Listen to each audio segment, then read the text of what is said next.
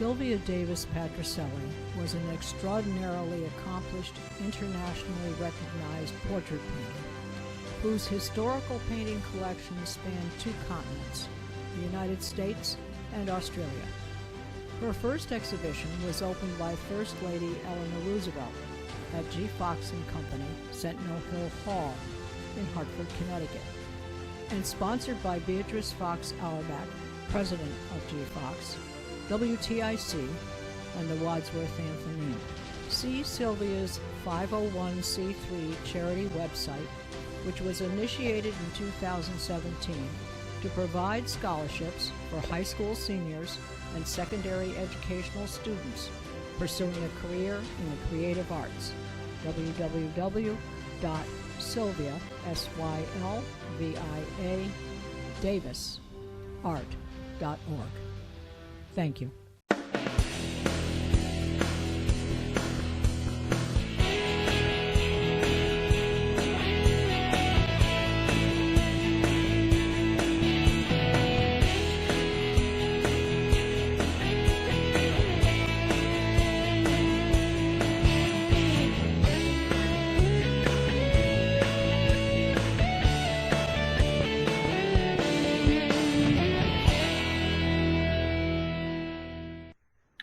This is Susan Patricelli Regan, your host for Connecticut Valley Views, and I'm pleased to have today, my guest is Monte Frank. He is the chair of SAM Connecticut, which stands for Serve America Movement. It's a delight to have you here, Monte. Thanks for having me. My pleasure. Just to familiarize our viewers with SAM, could you give us some background on how it was established in the United States and specifically in Connecticut? SAM was formed shortly after the 2016 election. It was founded in 2017. And it was founded around principles of getting back to serving our country, serving America, as opposed to serving a party. The political climate is such that it produces candidates who run pretty hard to the left, pretty hard to the right, all along, a left-right ideological axis, but it's not necessarily focused on good principles of government, around problem solving, around electoral competition, where the best and the brightest can emerge and become our leaders. And we've really seen a deficiency in leadership, both at the national level and at the state level. And as a result, I think we are seeing America in a little bit of decline. I would agree. I still think we still have great days ahead if we're able to really, engage in democracy reform. We've certainly seen our state in decline, and we've had potentially transformational people like Oz Griebel unable to get above the political duopoly that had such a stranglehold on our politics. And I think as a result, we are suffering. Now, there are good things. I mean, I think SAM is a perfect example of a group of concerned citizens coming together to try to fix the problems that we have. We ran candidates for governor in New York. Oz and I got quickly joined up with SAM right after the election. And we've been really building this movement nationally and certainly focusing here in Connecticut in order to engage in democracy reform and really lead to better leadership and in government in Connecticut. Now, on a more personal note, yourself, just a little background on where you came from and so forth. You did say that you joined along with Oz after you had both run together as an independent team for governor and lieutenant governor. But just a little background on yourself. Sure. I've been in Connecticut since 1992. I'm a lawyer. I practice with Pullman and Comley. I co-chair our litigation department focusing on commercial litigation. I'm a past president of the Connecticut Bar Association, a past president of the New England Bar Association. I represent Connecticut in the American Bar House of Delegates. I chair the Standing Committee on Gun Violence's Policy Subcommittee. And, my foray into politics really started after the shooting in Sandy Hook. I see. And, after the shooting, spent a lot of time trying to figure out, how do we get to a point in our country where a small community school could be subject to a mass shooting of 6-year-olds. Yes, it's very, very, very debilitating to our society to feel that we have these problems and we need to get through them. All right, well, moving on regarding Sam, there are some democracy and election reform issues that we need to talk about. Talk about those points. I know you start out with single payer funded, nonpartisan primary open to all voters. Sure. In Connecticut, we are really the backwater of electoral voting. We have a system where you have to be a member of a party in order to vote in the primaries. So what does that do? It doesn't allow really a lot of competition, and without competition, we don't get our best candidates. So if you look at the 2018 race, Bob Stefanowski won the Republican primary with about 45,000 votes. Mm-hmm. I mean, that's less than the capacity at Yankee Stadium. Mm-hmm.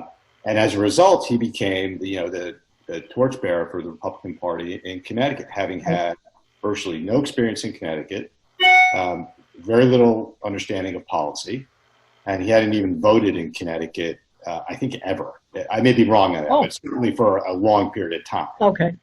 On the other side, you had Ned Lamont, who essentially self-funded his campaign and cleared the field and spent almost $17 million on his campaign.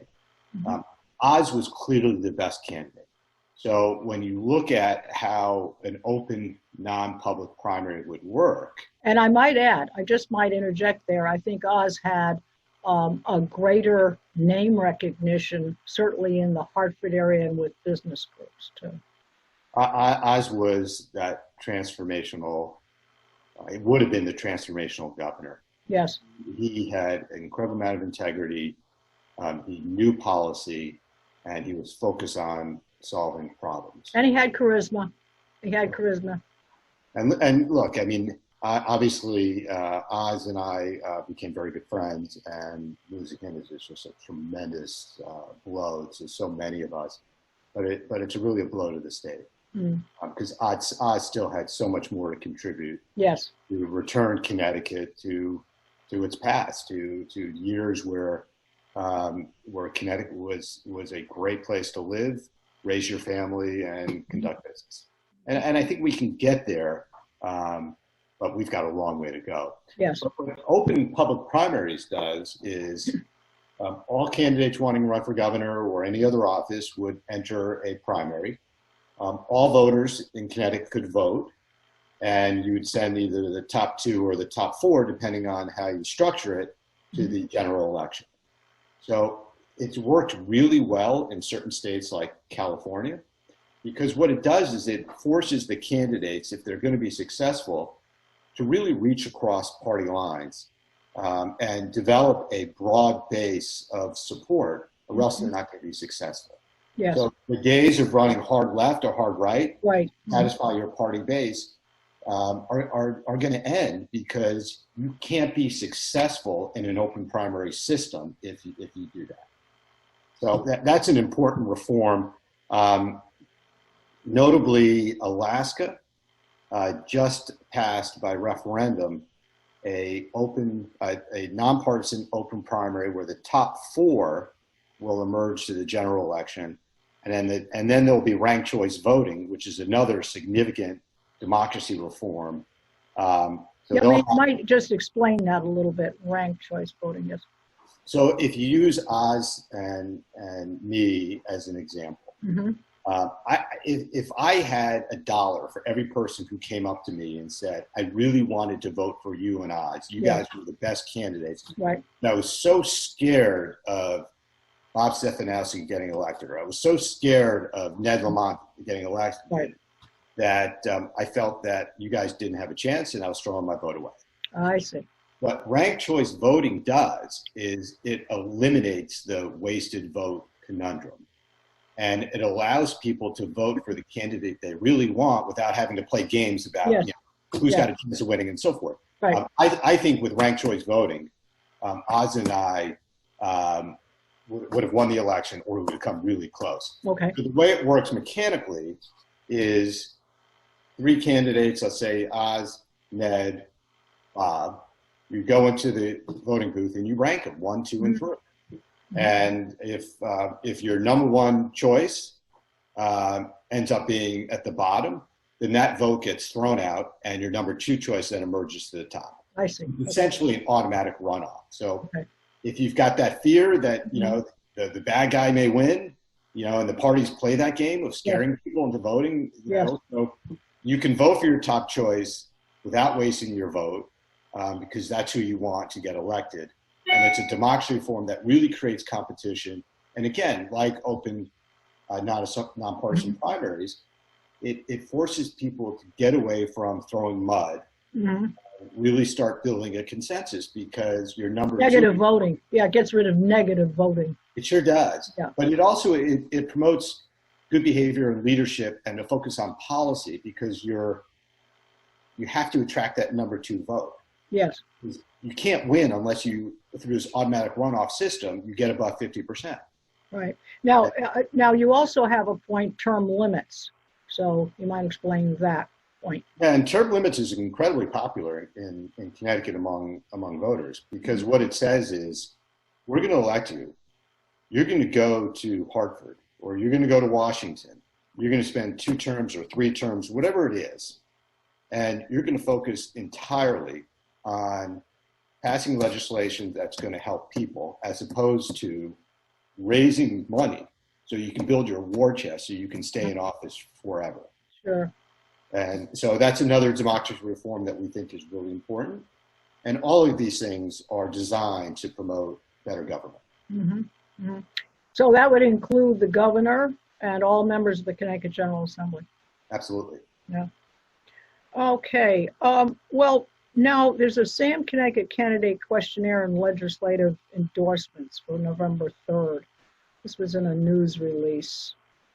If you could take us through that, Monte. Yeah, so we sent out a survey to all candidates for the General Assembly, so anyone running for the House or for the Senate, and it asked for their position on 4 electoral reforms. We've talked about 3 of them: ranked choice voting, open nonpartisan primaries, term limits. But we also asked about a permanent vote by mail option. And out of everyone running, we received a little over 30 responses. Okay. I would have hoped we would have done better. But I think that tells you, a little bit where the legislature is in terms of being so devoted to party instead of beyond party and other options and electoral reforms and the things that may put the people in office in jeopardy, but in the end will promote better democracy. So we received 30. We then interviewed a number of the candidates and endorsed 7. And it was split evenly along party lines. Notably, you've got Democrats and Republicans. Right. And Sam consists of current Democrats, current Republicans, former Republicans, independents. We really are the big tent that welcomes everybody, because we are going to become a new party for this new majority. We're really focused on a big tent of ideas and improving our democracy. So just to clarify, if I just play viewer for a moment, you'll still have the Republican Party, you still have the Democratic Party. Is this looked at as a third party, or is this looked at as an umbrella under which the others fall? How does that? I mean, we're looking to become a major party in Connecticut and around the country. So would it be Sam the Sam party, or? The Sam Connecticut. Sam Okay. New York is a minor party now in New York. There are other groups that are forming in Texas and Colorado and other parts of the country, all under the Sam national umbrella. Okay. But we're our own entity. We're a 527. We are really engaged in forming this new party for the new majority. And the new majority consists of people, and it's a large number, who are absolutely fed up with our current dysfunction, both in Hartford and particularly in Washington. Well, I think the reason that they're upset is because all of the conflict that goes on actually doesn't do anything for the people. And there's a lot of time and money and effort spent on fighting, even infighting within the parties. And you are looking for a solution that will actually make Connecticut, let's call it, let's go back to our Rising Star department and try and get it back to where it was. Now we have a very large section of independent voters, or unaffiliated, also as they are known. Where do you see them? Do you think this looks popular for them, or they would like this, or what kind of a reaction have you been able to? So what we know is that, according to a recent Gallup poll, 61% of Americans support a new major political party. Oh, interesting. Which is the highest Gallup has ever recorded. That's interesting. 85% of Americans feel today's political leaders are only interested in protecting their own power and privilege. 65% of Americans feel that they have no say in their government. So what Sam is all about is not about, a left or right political axis, but it's about ideas. So what we have asked all of the candidates that we have endorsed, the candidates that we will run in the future, is to take the SAM Pledge. And the SAM Pledge is around principles of accountability, transparency, problem solving, and electoral reform. So if you become a SAM candidate, we expect that you're going to work to solve problems rather than fight about whose dogma is better than the other person's dogma. Right. One of my favorite Osgood sayings. The who and the ha, and they always like to talk about my dogma being better than yours. Yeah. And that's not what Sam's about. Sam's about how can we come together to solve the serious problems that we face both on a national level and a state level. And by getting better leaders who are not focused so much on parties, but are focused on problem solving and accountability and transparency and electoral reforms, we can start that transformational process that will lead to better government and allow policy to be adopted that deals with the significant issues that we have. All right, so that leads me to two questions. One is, because there is such a thing as public funding and so forth for candidates who currently run on the Republican or the Democratic side. How does that work in, or it doesn't, or would that get changed? And is Sam allowed to, I know that you nominate or you submit candidates who have signed this release agreement. Are you able to fund them in any way, or are they expected to be self-funding? Are they supposed to raise their own? How does the funding thing work? And one of the reasons why we are going to be working so hard to become a minor party and a major party eventually is that the campaign finance laws make it really tough for what we're trying to do.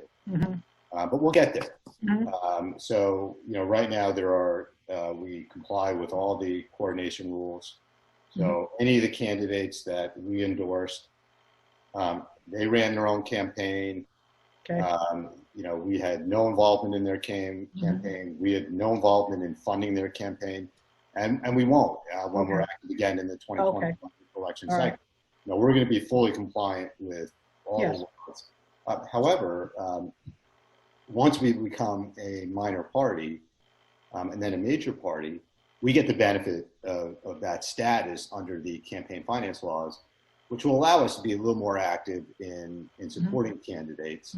But more importantly, it will give us the the organization and the gravitas to really have a grassroots effort to make sure that those candidates who embrace the SAM principles of accountability and so forth, and problem solving, get the benefit of our support. And what we hope to do is build a huge base in order to do that. So then how do you interface with SEEC? You need their approval. Who has the authority, I guess, to approve your objectives, and how long do you anticipate before perhaps you can actually get your arms wrapped around all of these objectives? Yeah, so we're going to be active in the 2021 municipal elections, supporting candidates through endorsements and so forth. Our big goal is to come out of the 2022 governor's race at least having minor party status. Okay. So Oz and I, if we had run as Sam Connecticut, because we got at least 1% of the vote, we did much better than that. Would have, at that point, we would have made Sam Connecticut a minor party. Okay. And then eventually we hope to become a major party. But it really deals with doing really well at a statewide level in the constitutional offices, which is our objective. All right, so the first foray you see is 2021. Now, with regard to, you're the chair for SAM Connecticut. David Jolly, I believe, is the national chair. Is that correct? Yes. And I believe that he has interfaced with your group, obviously, and I think there's been some. How do you think the media is going to cover this? And when I say that, in the past, I know that I think I want to use the word shut out Oz when he was running at one point himself. He didn't get a chance to be in debates and so forth. Do you see the media as being accepting of this? Well, I mean, I think, to be fair, I do think the media has provided a decent amount of coverage. And Sam, there have been stories in the Harper Current and the Hearst papers. And I think as we grow, we will certainly get more media attention. There are members of the legislature that are starting to form a SAM caucus, which will be the place in the legislation for problem solving. We have first selectmen in different parts of the state who have signed on to SAM and are working with us in order to grow the pool of selectmen that are involved. So I think the media will cover it. Obviously, the more people, the more money we have. That's two of the things that there's a lot of attention to. The more attention we'll get. Yes. But obviously, we're going to grow our influence incrementally, and as we do, I think we'll get covered. We've gotten pretty good coverage so far, so I think that'll continue. Good. All right. So now, as you as the chair, then what do you call yourself? Is it the SAM committee for Connecticut? How many other people are involved, or what types of roles do they play? So SAM Connecticut is at 527. So we're an entity and we're registered accordingly. We have a state central committee. There are close to 40 people on the state central committee. The state central committee has its own committees. So we've got an elected officials committee that consists of first selectmen and state representatives. We have a finance committee, a membership committee. We've got a legal committee that looks at all of the different statutes and regulations to make sure that we comply. And we're putting together white papers around ranked choice voting and open nonpartisan primaries and so forth. So it's pretty active. People are involved, and certainly anybody who wants to get involved, send me an email, and we'd love to have it. Well, we have November elections, which obviously have occurred here in Connecticut. We are still looking on a national basis with regard to the presidency and so forth. What do you see as your major focuses going forward? You've talked about your objectives and so forth. What do you think is the critical next step for SAM? That would be question number one. And number two, if a candidate is interested in taking on this pledge, how do they go about it? I guess they would contact you. That would be the course. Yeah. So we're looking towards the 2021 elections with the intention of being active in supporting candidates who are willing to take the SAM pledge. They can do that by contacting me, email monte@joinsam.org. Go onto our website, which is joinsamct.org, find out all sorts of stuff about us and the different things. We're going to be fairly active with a petition drive to support the Secretary of State with the early voting and the permanent vote by mail option. We believe that both of those items are important to making it easier for more people to vote. The more people to vote, the greater participation we have in our democracy. I mean, that's critical in order to start developing some of these democracy reforms and getting more people involved. And then we're going to look towards the 2022 governor's race with the with one another great candidate like Oz. Find someone like Oz, which may be impossible, but certainly, learning from our campaign in 2018, not duplicating some of those mistakes. We obviously have much more of an infrastructure now because of SAM. Yes. And seeing if we can win that race or at least come out of it as a minor or major party. And then now, with regard to statistics here, you have members, people who have joined or contributed. Is there a number to put your finger on as to how many people? I mean, our, SAM National has over 60,000 followers across all 50 states and has raised millions of dollars in order to support the national movement that David Jolly, who's former congressman from Florida, heads up. SAM Connecticut, we've got an email list that has, 1,000 or so people on it. We're looking to grow it. People can come to our website in order to put their name in and volunteer for various things. And we think that that growth will be exponential because of the significant frustration that people have with our political process. Yes. And really offers a solution to the dysfunction that we have. Well, we hope that our interview today has clarified some things for our viewers. This is what Connecticut Valley Views is about. I think it's very exciting. I think it is reminiscent of a way of doing things that is more for the people and for the state of Connecticut versus, as you said, people who are invested in only their personal objectives in a political career. And we really do need more of that. So I would like to just give your general website so that people can follow along. I believe it is joinsamct.org. Is that correct? Yes. Is there a phone number you'd like to give? People can email me, which is Monte, M-O-N-T-E, @joinsam.org. Okay. Well, it's been very interesting. I certainly wish you a lot of luck going forward. You've put a lot of effort into it. I might add, Oz was a very good, I want to say, personal friend of ours, and we miss him terribly. I do have to tell you, he was a very inspirational person and very fair to everybody. And he would have made a great governor.